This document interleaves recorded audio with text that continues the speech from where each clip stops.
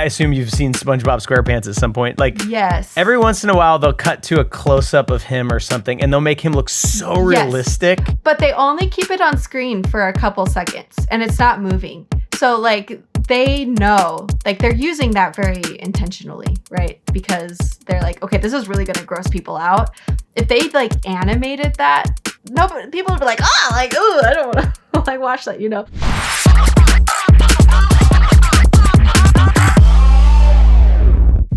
We recently launched a new course called Character Design Fundamentals, and today we're chatting with the absurdly talented Emma Gillette, who teaches the course. She is a professional illustrator with a degree in animation, so kind of the perfect person to teach this class. Emma has a super interesting background, and we get into all of it. We talk about her college experience at Brigham Young University, which I did not know until recently has a very well-regarded animation program. We also talk about the experience she had when she was still a member of the Mormon faith of going on a church mission to Thailand, and how that experience actually helped her navigate the career that she's chosen. And of course, we talk a lot about drawing, the psychology of character design, and much more. If you love character design, illustration, or basically anything related to the world of art, you're gonna love Emma. So let's get to the interview.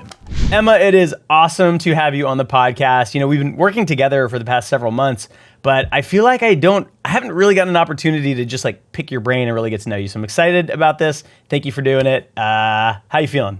Feeling good. Feeling a little nervous, but I don't know. It's different. I don't know why talking to a camera sometimes feels less scary than talking live. Well, we did right before we started recording, we did figure out how to get like a little teleprompter set up so you can actually look at me and not just a camera lens, which is always helpful. So I wanted to start with this. So, you know, I know a lot about your work because, you know, we've been working together on the class and I've looked at your work and I've seen you drawing stuff for the class.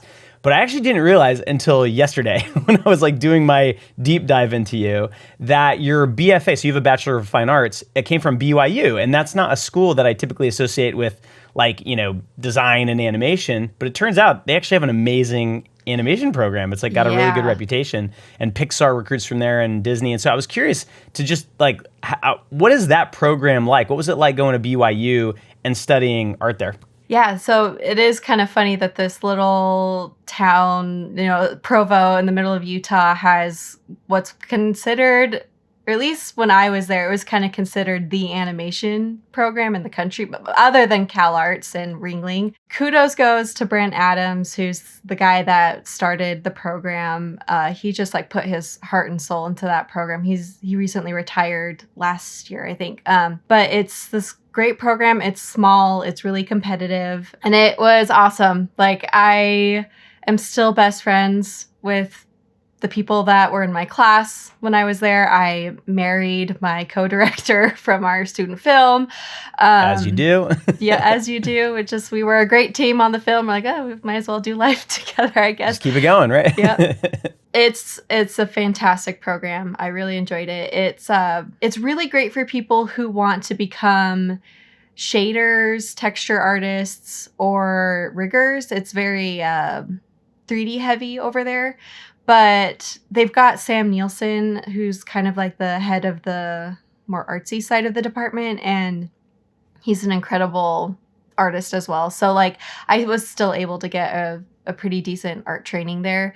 Sometimes I've gone back and wondered like, well, would I have been better off doing illustration since I'm more illustration now? But I think having the background of the animation pipeline is just unique to me now, and I feel like it's only helped me, and the connections that I made in the program. I've gotten so many jobs just from the relationships that I built over there. So yeah, super, super cool program. It's its own little world in the BYU campus. Like, you know, BYU is a very, they pump out lawyers and business people. And then you had this kind of like tiny little group of the creative types. Yeah, the creative types. And I was actually telling my husband that I think animation people are my people, and I really miss being around just that type of, I don't know, the creative, the fun. Like, I have memories of sneaking onto campus with my friends, and because the animation program had special access to the building because you have to be there overnight to like watch renders or, like stuff like that. So we would go up with Nerf guns and like turn off all the lights and like spend all night like playing zombie Nerf gun battle. It just like that sense of community and fun is something that's like really, I don't think that's unique to BYU animation. I kind of feel like that's just like people who go into animation are just fun. And so that was, Yeah. I really miss that, and I wouldn't trade that experience for the world. It was super awesome. So I think, so I taught for a year at Ringling. And, one of the things that I was curious about, so at Ringling, like I think a lot of, like well-known art schools, there's a little bit of a selection bias, right? So like when you're teaching there, you're like, oh my God, like, these kids are amazing. Like they're so talented. And some of that, I think, comes from the fact that you're at a place with a really good reputation, and it brings in people from all over the world. And, and at Ringling and at most art schools, you have to apply. You have to have some kind of portfolio and be good enough to get in. And I assume BYU is the same. But what I was curious about is, a school like Ringling, you've students from all over the planet coming in, and they're from all different backgrounds. And BYU, for people who don't know, by the way, because a lot of people listening aren't in the United States, may not know this, it's Brigham Young University. It's a Mormon university. And maybe you can speak to this, Emma, like how much the Mormon thing actually plays into the education and all of that. But I would imagine that most of the students there are Mormon. And so you're already pulling from a much smaller population than like the global population of artists, right? So I'm curious, like how competitive was it to get into that program? Were the students there, did a lot of them already have talent? Like, I look at your work and I assume you probably went to BYU with a pretty awesome portfolio already. So maybe you could talk a little bit about that and, how much maybe the Mormon aspect of it played into the culture there and just the types of artists that you're around. Yeah, it's so that is a unique thing to the BFA at BYU is because it's not an art school. So like I have friends who went to Cal Arts, and it was like Fridays was their general education day. Most of the week you're in your art classes, and then on Fridays it was like a little bit of math or a little bit of history or whatever. BYU, it's still like you had to get a certain amount of like writing credits and math. So it was like on top of trying to do all my art stuff, which would take up all my time, it was like also running back and forth between my general education classes and like barely sliding through, C's in those classes just so I could graduate, so I could focus on my animation stuff.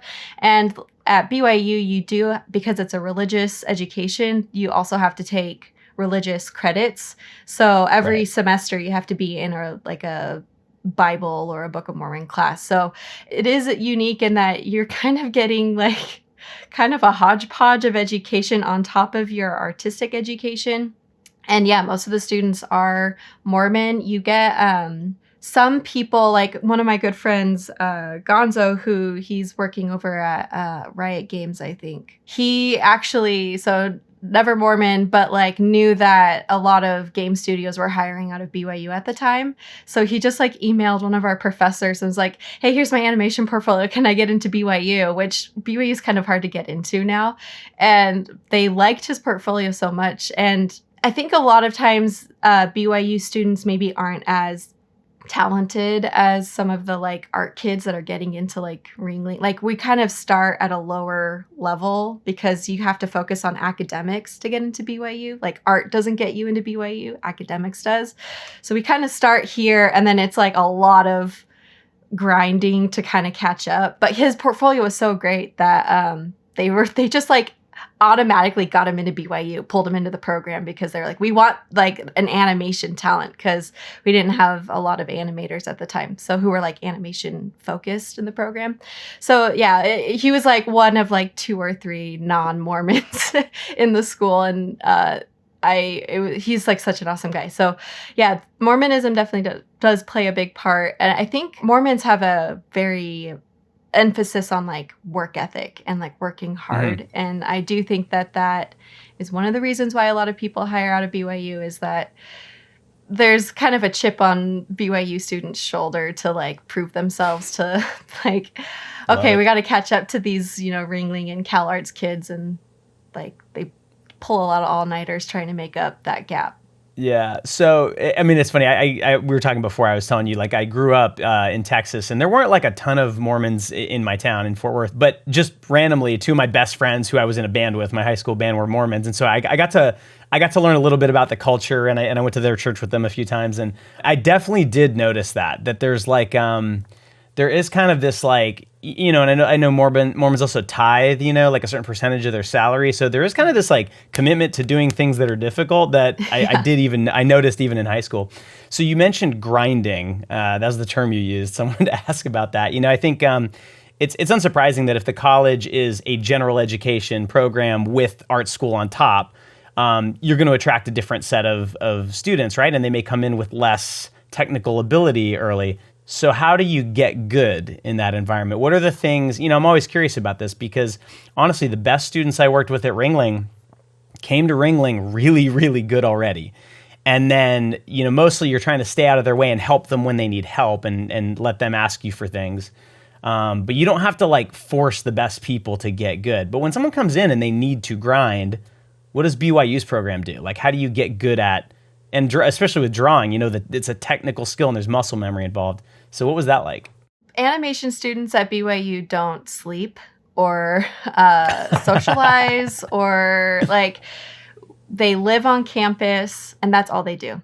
They're constantly working on personal projects on top of homework and on top of the general I don't know that I've met more like single-minded people than my friends in the BYU program. Like it's so incredible. It's mind-blowing to see the first years who get in the program, which they only allow 25 people into the program because they really do want to weed out the people that already had some talent from the people who just thought like, oh, well, I got into BYU and animation sounded fun. They really wanted, they only want the people that are already kind of artistically inclined. And so most students at BYU have an artistic eye or are creative. They just maybe didn't spend as much time as some of the kids at Ringling who've been doing that their whole, and like that was the only thing that they did, in high school instead of being valedictorians in their high schools. And so like I have friends who they started out and like they were pumping out some cool stuff, like really cool renders, because that's your first year at BYU is a lot of making 3D scenes, getting the lighting and the textures and stuff right. And then by the end of the program, they're like the most mind-blowing painters. Like I'm like, how did you go from like being really, like you had some cool renders at the beginning of this program and now you're like a lead background designer for Steven Universe. Like and it was because they were literally always on campus or painting at home. Like our friend group was our class and we hung out by staying up late and practicing painting, critiquing, doing drawovers for each other. Just like a really intense dedication to the craft that we'd chosen. That's amazing. And maybe that's what it takes, right? To especially for something, like I know you have a BFA in animation, but now you're a professional illustrator. I'm always struck by illustration specifically because you can't, I don't know, I feel like it's harder to fake in some ways. Like you can, if you learn enough tricks, maybe it's different for character animation, but like in motion design, there's enough tricks that you can lean on to appear good. In illustration, I feel like there's less of those. You actually have to be good to get good at it. Yeah, and I've because I had the animation background, I've felt like my whole career has been almost like a second education in like teaching myself the ins and outs of illustration. So maybe some of my BYU background helped me with the like commitment to being like, all right, I suck at this now, but I can figure it out. Yeah. So speaking of like on that same topic, speaking of, having to beat your head against something over and over again. I bet a lot of people listening don't know this either. So I don't know if it's every Mormon or most Mormons, when you go to college, I think you stop after a year or two and you go on what's called a mission. And I'll let you explain what that is, but I'd love to hear your story. And if you were with your husband, it'd be cool to hear what was your mission like. And then I have some follow-up questions. Okay, cool. Yeah, so my husband and I aren't associated with the Mormon church anymore. We're not religious, but our missions were and are still very near and dear experiences to our hearts. A mission in the Mormon church, if you're a boy, it's 2 years, and if you're a girl, it's 18 months. And you kind of just like, they call you to wherever they want you to go. So like some people go to Idaho, some people go to London. My husband and I both went, we didn't know each other when we were on our missions, but I went to Thailand and he went to the Philippines. So I feel very lucky that I got to do my 18 months in like a really cool place in the world. But yeah, it's basically, a big kind of like door-to-door salesman, like the people that sell vacuums or whatever, but for LDS. For religion. Yeah. For the religion. Yeah. And you literally eat and breathe. Like, you don't call your family. You don't watch movies. You wake up early in the morning. You hit the streets. You talk to anything that has a pulse. And you do that from sun up to sundown for 18 months straight. Like, the religion part was a big piece of it, but also like I was walking random villages in rural Thailand or like in the slums of Bangkok. Like I got so many amazing experiences. It was a huge world widening experience for me, in this like just talking to people that I would have never met before. I had the experience of being able to visit. I met this guy who his dad was like the head monk of their local temple, and he was in the hospital, so we got to hang out with him while he was recuperating. I just met a lot of really cool people that widened my view of the world. And then the highs and lows of meeting single mothers in a slum, or like the Buddhists, like the stories that were like just sinking into my brain, I feel like that has informed my art. In 18 months, I almost got like 10 years of life experience that I feel personally informs my art. And I think my husband would say the same with his experiences. He like lived in a fishing village for 6 months or something like that. The people are so cool. Like, I don't know, even without the religious element now, to like have it make meaning for me, it just the life experience. I don't know. It's something that I want my kids to go out and have like a living abroad experience, because I think that, especially for Americans, where we kind of are, I feel like we're a little bit, we don't travel like as much anyway. Yeah. Right. Mm-hmm. It's really important, I think, to go and see that there's more that we don't know than what we do know. And I think that's absolutely kind of what art is sharing experience, and it's having that widening was really important and foundational to me. Yeah, I want to ask about, I like to think of like the really nitty gritty of situations like this. So if you told me, Joey, you're going to go to Thailand, and I assume like, in the cities and stuff, maybe it's easy enough to get around with English, but I'm sure you were in a lot of places where no one spoke English. And you're going to try to convince people to change their religion. And you're going to do that all day. That would scare the hell out of me. And I can't imagine how many like awkward conversations you had and no's that you heard. But then, now you're in a career where, to get into a professional illustration career or a professional motion design career, professional animation career, you're probably going to hear no a lot. And that can just totally crush people. Mm-hmm. And I'd love to hear I'd love to hear about your experience of like, I assume hearing no a whole bunch and being in really uncomfortable situations just socially. And how has that helped you in your career now that you're back in the United States and you're doing something a little more traditional, I guess. Yeah. I did learn Thai over the 18 months. And Thai people are very gracious.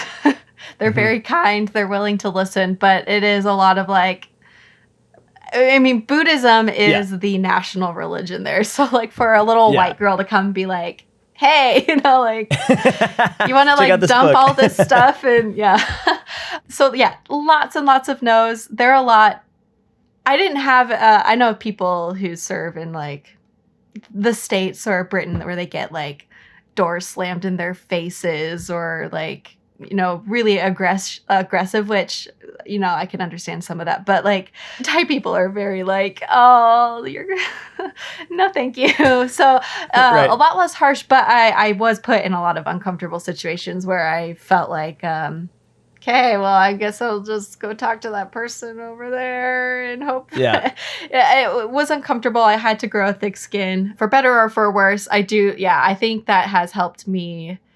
I get a lot of, potential projects that I really hope I'll be chosen for. And, half the time it doesn't work out. And I have to kind of just like let it roll off my shoulders. When we first graduated from school too, my husband was trying to get into a studio, and it's really hard to get your first job in a studio. And there was a lot of no's and a lot of interviews that end in like, oh, you were our runner up. And when I was in Thailand, I almost had to like unpersonalize it from myself. Like, I'm just the messenger. Like, I'm just like, it's okay if they reject me. I feel like they're more rejecting the message or whatever. And so the product, the product. And so if I get rejected for a job, they're not rejecting like me necessarily. It just maybe my art wasn't the right fit or the circumstances weren't the right fit. Like, I don't have to take it as like a brutal, like, I'm worthless. Nobody wants me. It just wasn't the right time. Yeah. Wow. I mean, I could tell you, as a 42-year-old man, I feel like that's a lesson I still could learn sometimes. That's really cool. And I know you mentioned you're not involved with the church anymore, but it's really cool that experience is still like meant so much and stuck with you. And I totally agree with you. Like we try to travel as much as we can with our kids. Actually, when I was starting my freelance career, I asked one of the best designers I knew, I asked him, what should I do? Like, how do I get good at this? And the advice he gave me was travel, which I thought was kind of weird. Now I get it. So for everyone listening, and it's funny, I think about this too, Emma, like, School Motion's an online school and this is an online class. And there are things that I think are better in some ways when you package education that way. But the experience you had, you can't have in an online class. You can have it at college. You can also have it going to Thailand for 18 months and doing something uncomfortable though, which doesn't have to be associated with any church or anything like that. It can also be, I had friends that just went away for a year to Europe and they had similar experiences. So I don't necessarily think you even have, like, not everyone is privileged enough to be able to travel. But I think getting out in whatever way you can, whether that's taking a community class or serving in your community, like just being out with people that you haven't met before will do that for you. That's really good. All right, I guess we should probably talk about drawing at some point. This is so fascinating. Thank you for sharing all this with us. Yeah, totally. So I want to dig into the course. So you are teaching Character Design Fundamentals, which is only our second illustration course. And I'm super excited about this because we've been working together to put it together. I've been going through all the lessons as you finish them. And I think it's amazing. It's going to help a lot of people. So maybe you can just sort of tell everybody what is taught in this class. So I basically condensed my 3-4 years of art training and refined it into like, what are the things that an artist getting started needs to know in order to design characters that like actually look like they could go into a production of some kind. So people don't know this, but a lot of design work is psychology, or like understanding what makes the human brain tick and what makes people respond certain ways to certain things. Because at the end of the day, most people who are in animation or illustration are what the fine arts world would call sellouts, because we're making a product. We're selling a movie, a book, toys, whatever it is that you're illustrating or animating for. It's we're selling something. We want an audience to connect with our product and buy it or view it or whatever. So there's a lot of almost like marketing kind of stuff that goes into that, where it's like, well, who's my audience? How do they respond to certain images? And then how do I use all of that knowledge to create a story, but also a character that tells that story and then makes that audience like really engage with it and want to continue to interact with it, either by buying tickets or products or something. So that's stuff that you can't really learn by just drawing a bunch or like copying other people's drawings. It's not like intuitive. You have to learn shape language and how that could be translated into telling a story. That's not something that you can just kind of be like, oh yes, I see, looking at this character design, I see how that is making me feel a certain way. Or someone has to teach you that. And I think that's where you don't have to go to art school, but you have to learn those things. And that's what this class is like teaching those the fundamentals of character psychology and design. You have to, I think like with a lot of skills that we teach, you can go from 0% to 100%, ability, but really getting from like 0 to 80%, that's where you really need someone to push you and show you the things. Because at some point you don't even know what you don't know. Once you get to that 80% mark, you know enough. And so to me, that's what this class is. I mean, there's a lot of things that you taught that like I'd heard before and like I kind of knew, but you show so many examples, like every single lesson, there's dozens and dozens and dozens of examples. You're drawing over things and it makes it to where all of a sudden there's like an aha moment in every video, which is really, really cool. And so I kind of see this class, there's really almost 3 parts to it. There's the psychology part you just talked about. There's the technique part. And then there's the practical, if you're going to be animating with this character, you need to think about these things, and this is how it's going to be presented in a professional kind of workflow. So why don't we kind of work through those? Let's start with the psychology part. So the way that you structured this class was, at least the beginning part of it was around something we called the big 3 of character design. You mentioned one, shape language. So why don't we start there? What is shape language, and how do you use it like in your work? Yeah, shape language is it's the secret language of how shapes emit or elicit certain emotions from the human eye. So certain shapes are going to make someone think, oh, that's like soft and fluffy. And other shapes are going to make someone feel like, oh, I don't want to get close to that. And so when you can craft your image to like use those shapes with a very purposeful way, you're able to like pull out very specific reactions from people. And it's also, when you use shape language, it's a really easy way to make a design look cohesive. I think a lot of beginners end up with kind of like chaotic looking designs that don't have any flow, or they can't figure out why their drawing just doesn't look, like smooth. I don't know how to explain it. There's just a quality when you look at a professional character design, you're like, man, that just looks good. I don't know why. It just looks great. Whereas my drawings look weird and I don't understand why. It's because usually there isn't a flow. You're not using the language, right? So that's what shape language is. Yeah. So that's one of them. And there's a whole lesson on that. You go really deep into it. The second big 3 was anatomy. And this is one, like I've said this a million times on this podcast. I wish I could draw a lot better than I can. And part of it, especially if I try to draw any kind of character, is I don't actually know anatomy. And I think it's one of those things, like if you ask people to draw a bicycle, everyone thinks they know what a bicycle looks like until they try to draw it and they realize, no, you don't know what a bicycle looks like.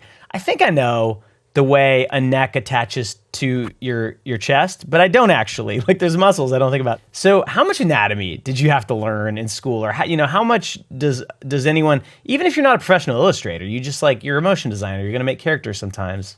How do you approach anatomy? How much do you need to know? To be honest, you don't have to be an anatomy expert to be a good designer. You mostly need to know where are the essential connection points, what are some of the basic or like the largest muscle groupings, where are the structural bones in the body. And then, the biggest part with anatomy is understanding proportions. If you can kind of know how many heads tall generally someone is, or how many eyes you can fit across your face, like learning these little proportional tricks gets you to that 80% mark. And then the 20%, use reference. Go and find like, well, what do muscles in the bicep look like? You know, it's once you can get the structure right so that it doesn't look like some giant troll or whatever with a tiny head. Once you get that right, then you can go and be like, all right, let's go and figure out like, what does the muscles here look like? Or yeah. Right. Yeah, I like, and the way you teach it and the way you just described it. I mean, there are a lot of little rules of thumb you can use and little hacks to get you halfway there. One of the things that was really cool, and I don't think I'd ever seen this before you taught it in the class, was this concept of baby face bias, which again is kind of this little hack. So maybe you could just like briefly describe what that is and how you use it. Before Emma answers, I want to make sure you know about our in-depth motion design curriculum at School of Motion. We don't just offer classes that you can take anytime, like Emma's course, Character Design Fundamentals. We also offer interactive guided sessions that go deep into teaching you how to use tools like Photoshop, Illustrator, After Effects, and Cinema 4D. But more importantly, we teach you the principles of good design, animation, illustration, 3D, and much more. You get to learn alongside other artists, and you even get feedback and support from your own personal teaching assistant, a professional motion designer who is part of the School of Motion community. Find out more on our site. The link is in the description. Babyface bias is a triangle. It's the eye nose triangle. So if you could draw like a little triangle right here, the longer that triangle is on a face, the older and more cynical or maybe less approachable a character is going to look. And then the shorter it gets, the more baby it's going to look. So the reason that it's called babyface bias is because the concept of cute is because we're genetically designed to want to take care of babies, and a baby has big eyes, this like shortened eye nose triangle, they're really round, that just like makes your genes be like, protect. And so if you put that little genetic coding in your brain into your design, that instantly makes an audience like be like, I like that character, I want that character to succeed. So if you'll find that most protagonists in movies or whatever media you're consuming, they've got short baby face bias. Their nose is going to be kind of pushed up into their eyes. Even if they're old characters, they'll have the short triangle. I'm thinking of the grandma from Encanto. She's got like this very kind of compressed face, and it's so funny. Yeah. By the way, everyone listening, like literally, like go look at like after you're done listening to this podcast, go watch some animated thing, and you will now see this everywhere. This is one of those things. Now that you know it's a thing, you literally can't stop seeing it. You won't unsee it.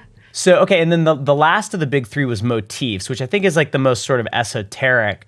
But again, once you understand it, you see it everywhere. So maybe you could talk a little bit about motifs. Motifs are kind of a sister. They're adjacent to shape language. So once you kind of master shape language, you can kind of move into like the nuance of what kind of messaging can I sneak into my character. So if I've got a really sad character, I might make a teardrop shape motif, and then I'm just going to like cram that into as many places as I can in this character so that when a viewer sees this character, they just see sad teardrop shape and like, oh, sad. Or maybe if it's an arrowhead, you're just like tessellating that throughout the character design. Someone's going to say like, oh, well, like dangerous or fast or, so it's a lot of subliminal messaging. And again, like this is really obvious if you go and you watch, like Disney movie Hercules or something like that. I think that's a really good example. But even in, normal, just sort of advertising motion design stuff, you still spot this stuff in the better designed characters. I'm curious what you think, a lot of, like for a while, there's been this kind of default style that characters appear as when they're in like commercials. This sort of, they have very long legs. There's a name for it. It's like the Memphis something style. Corporate Memphis or something like that. Yeah, I'm blanking on the name, but and there's not a lot of like obvious artistry in that. Originally I think it was created for like a Facebook like a house style, and it was designed to appeal to everybody and not feel. It was supposed to feel very safe. So that made sense, but then it kind of got applied to everything. And I'm curious, as someone who draws characters all the time, when you see stuff like that, what do you think? Like, what's your reaction when you start seeing a style just, appear everywhere like that? Yeah, it feels very impersonal. And I think a lot of the time you just get executives who are like, oh, well, so-and-so did that we're going to do that too. Um, it's, I understand why they started it, but it has really rolled out into way more. And I do feel like I see this happening in animation too, where one style Tangled got really popular when it came out, and you'll notice that every Disney movie since then looks like Tangled. Like all the main characters look like Rapunzel, and that happens a lot when the executives are like, "Well, that worked, so let's keep that doing made a lot it." of money. Let's do that again. And you'll talk to all the artists, and they're like, "Man, like I did some really cool concept work in the beginning, and they just like did not want it." And I think that when that happens, you kind of lose. I don't think that you're connecting with audiences as well if you're just relying on kind of this, well, like it's a cool, wacky graphic design style. Let's do that. They're not putting intent. I think advertising companies could sell better if they were like, well, what is an actual style that would connect with this very specific audience? Like, let's really think about who we're trying to sell to, and like, let's come up with a style that is really going to like snag their attention instead of just being like, oh, well, this is a style that people do, I guess. Exactly. I think intent, and I think that's even more and more important with now AI illustrations like starting to show up everywhere, and you can tell sometimes that it's like, oh, they just typed in the exact like name of the thing they wanted, and they didn't think at all about the style of it and just posted it, and that's never going to be as effective. So let's talk about another aspect of this class is just basic drawing technique, and specifically how it relates to drawing characters. And this was something I asked you to include in the class, mostly for selfish reasons. And just for everyone listening, so this whole class takes place in Procreate. So it's like super accessible. And it's a lot easier, from my perspective, to draw in Procreate because you can hit undo. You just 2-finger tap, you can undo, which you can't do on paper. But, there's a bunch of material in this class about how to just get better at the act of drawing. Sort of agnostic, as to what you're actually drawing. And I'm curious, like over the years, what are some things that you've done that you find work really well? Even just basic things like to get your arm to make the stroke that's in your mind and not be all squiggly and kind of crappy. What advice and what tricks and practices do you have? Training your arm is kind of the first hurdle for an artist. Being able to make the marks. I don't make my mark the first time still as a professional artist, but I am able to do it in fewer strokes now than before because I have trained it. So honestly, figure drawing, if you can get into a figure drawing class, is great for training your arm because you're holding your pen out from you, and then they really encourage you to draw from your shoulder. So it's and they want you to ghost. This is a figure drawing thing that I don't do as much now, but ghosting, so you kind of draw your line up, hovering over your paper, and then you make your mark.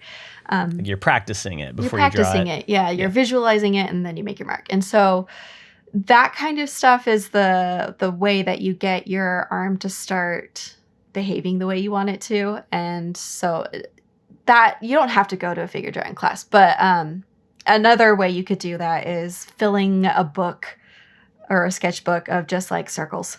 Just like draw circles, fill a whole page of it, and then do squiggles, and then do triangles. Like it doesn't have to be beautiful. It's literally just like getting your arm used to the motion.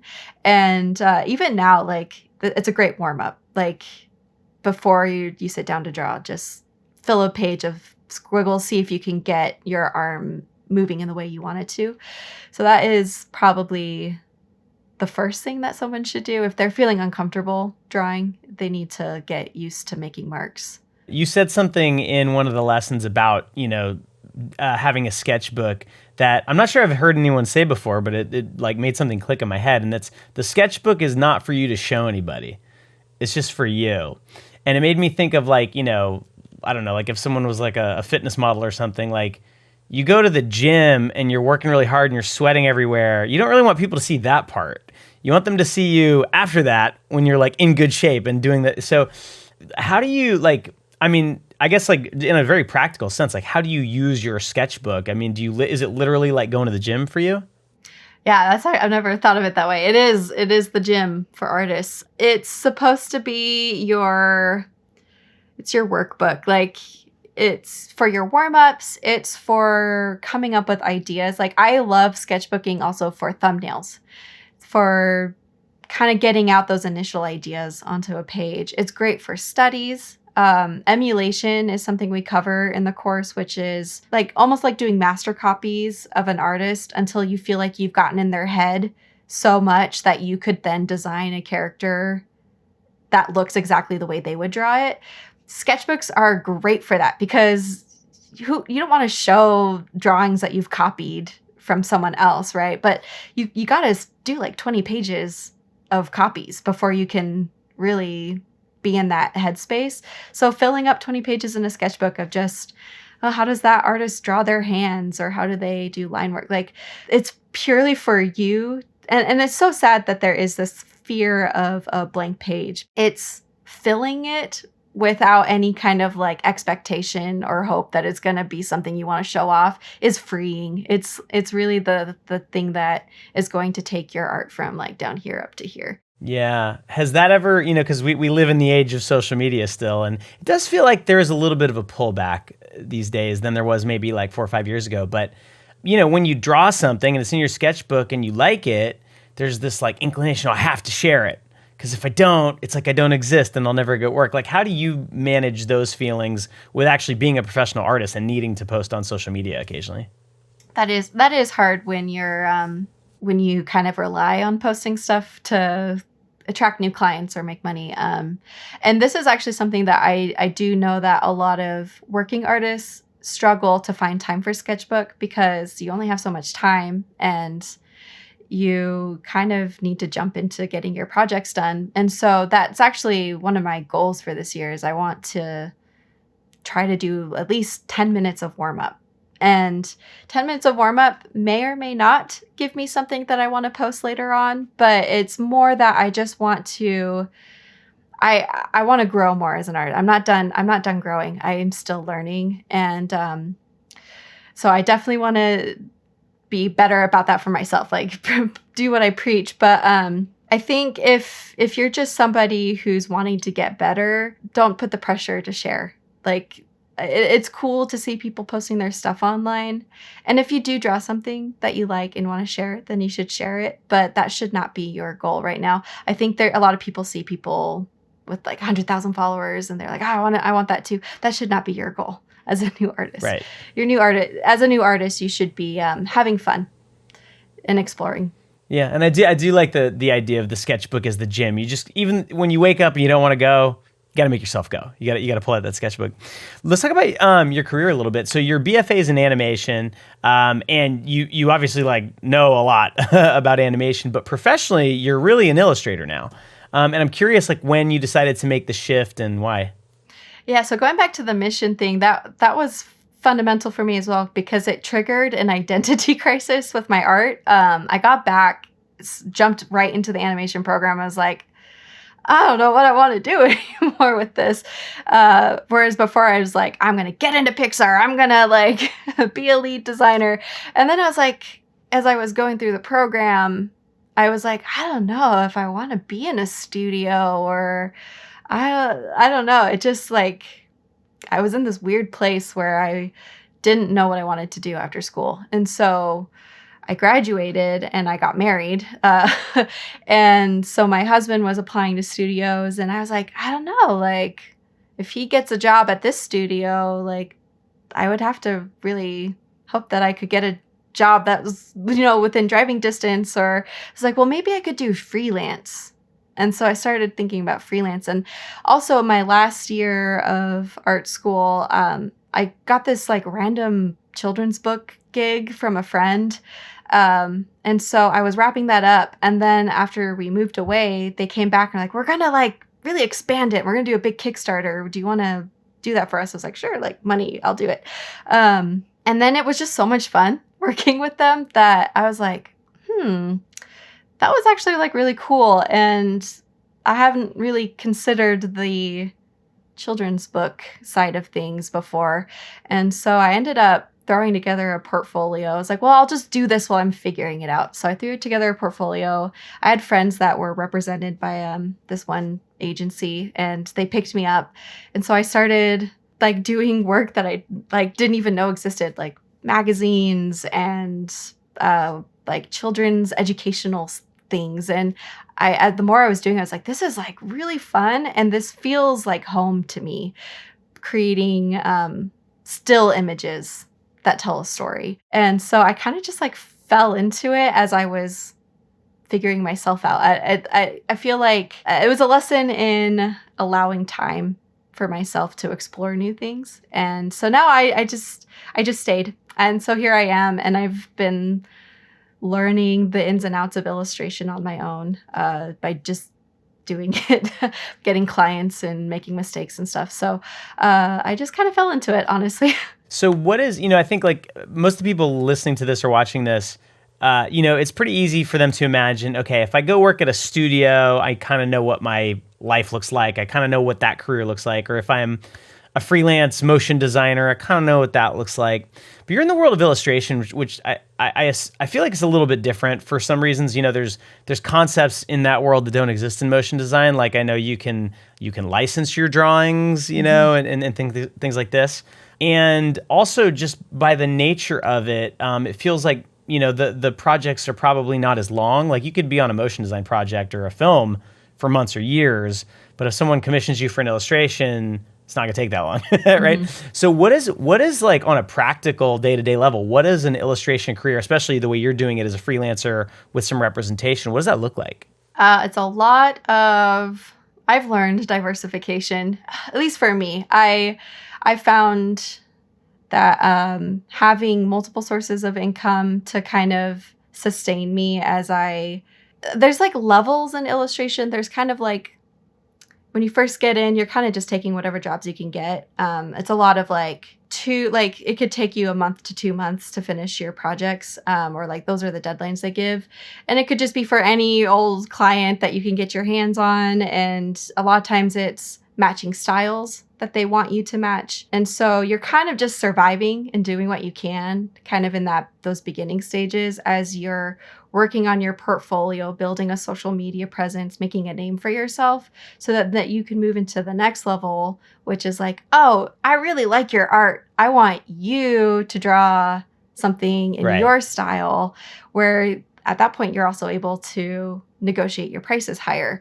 So kind of in that first stage, it's a lot of like, well, I want to make sure that I can do lots of styles so that I can work in a wide variety of mediums, whether that's like education, or I've like worked on doing character designs for a random short film. It's just like whatever could like come my way. I wanted to be able to say like, I could do that. I could do that. I could do that, but just to like feed myself while I'm like working on my portfolio to be like, hey, like this is me, hire me for this, So it's a lot of flexibility. I mean, that's so similar to, it's like the advice I give to people starting out in this field too. It's like, you can be a specialist and be known for your style and your art, but the only way that's going to happen is if you're amazing at it, because it's very competitive. And generally that takes a long time. And so in the beginning, it's a lot easier to have a broad set of skills that you're pretty good at, figure out which ones you love and work on those, and just take time until all of a sudden you're really good at one or two of those, and then you can just do those things. So it's interesting that illustration kind of works the same way. I know you have a lot of illustrators that you look up to and artists and stuff like that. And I'm always curious, like when you look at an illustrator, maybe you can throw out some names and give people props if you want. What are things that you look at in other illustrators' work that you're like, oh my God, I wish I could do that. That was too difficult for me, or I just don't know that technique, or is it even different than that? Is it like the thoughts they're having, the ideas they have? I'm curious what you look up to in other illustrators. Yeah, right now, so people like Mikey Plensky is she's a smaller known illustrator in the middle grade that I just think that she's so good at telling story. Like she just sets her stage in a way that I just can look at the characters and know exactly what they're thinking. She uses her colors and her lighting in a way that frames them in just like a really beautiful way.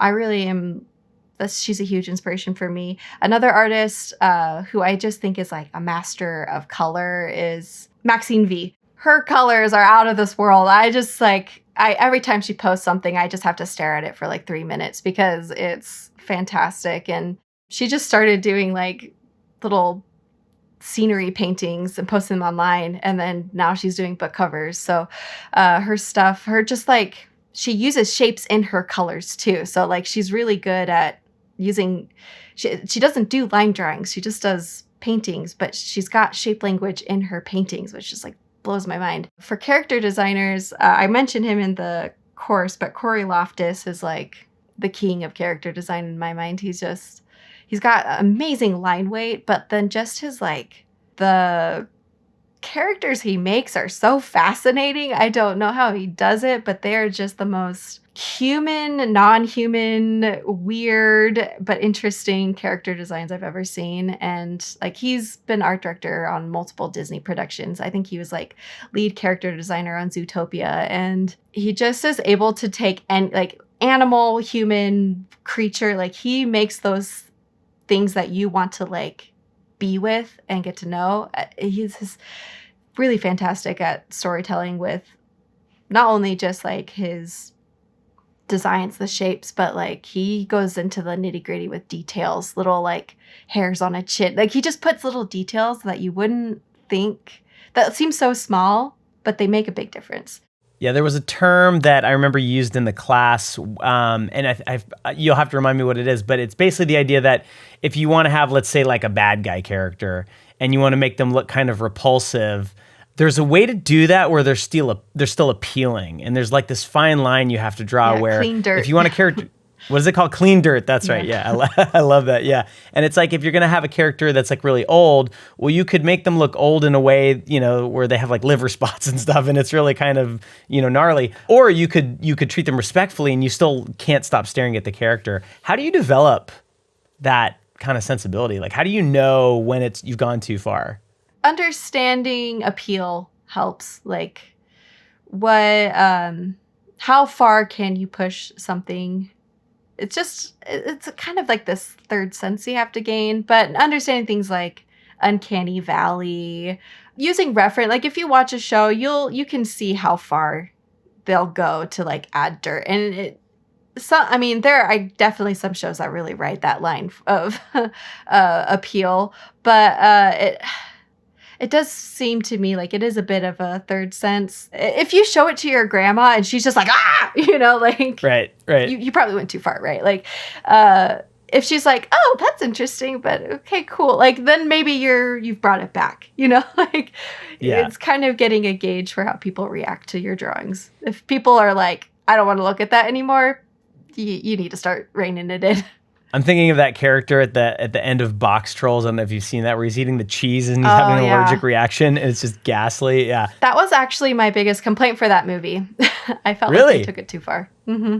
Oh, that's so funny. Yeah, I mean, it was definitely hard to watch, but I don't know. I kind of liked that they took it too far, but that's interesting. Okay. And so like, can you think off the top of your head, are there any other examples of things where you're like, I think that was too far? That's actually funny you brought up Box Trolls, because that's always the one I bring up. I assume you've seen SpongeBob SquarePants at some point. Like, yes. Every once in a while, they'll cut to a close-up of him or something, and they'll make him look so realistic. But they only keep it on screen for a couple seconds, and it's not moving. Yeah. So, like, they know, like, they're using that very intentionally, right? Because they're like, okay, this is really going to gross people out.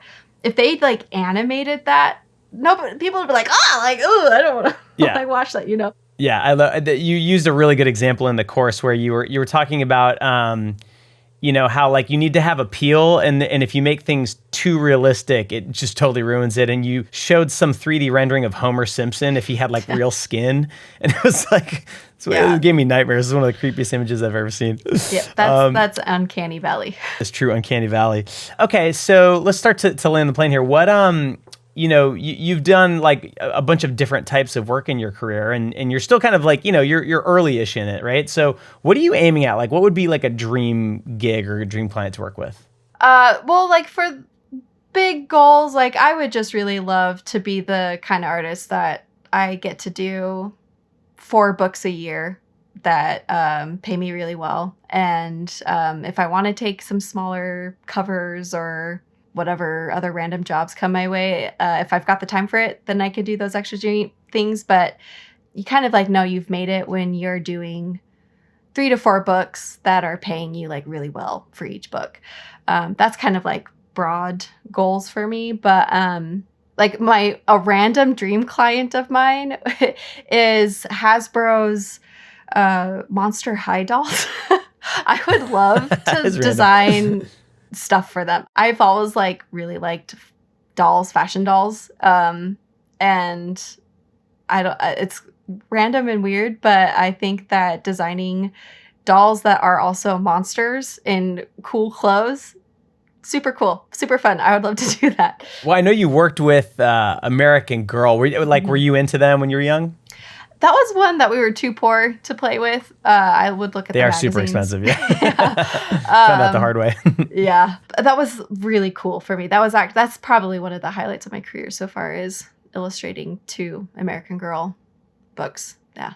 Well, and it's all on your website. They're beautiful illustrations. We're going to link to everything. So everyone, listening to this or watching it, go to Emma's site, check it out. Last thing I want to ask you. So first of all, like anyone who this sounds interesting and wants to get better at this sort of thing, check out the class. All the information's in the description. Emma poured like so much love and time and effort into this, and it's an amazing class.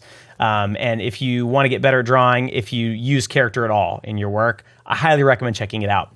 The thing about drawing is that, to me anyway, and this might just be, me in my own headspace, but it's so, it's brutal sometimes when you're not good at it and you have this idea in your head and no matter what, it just will not come out. Your arm will not do it.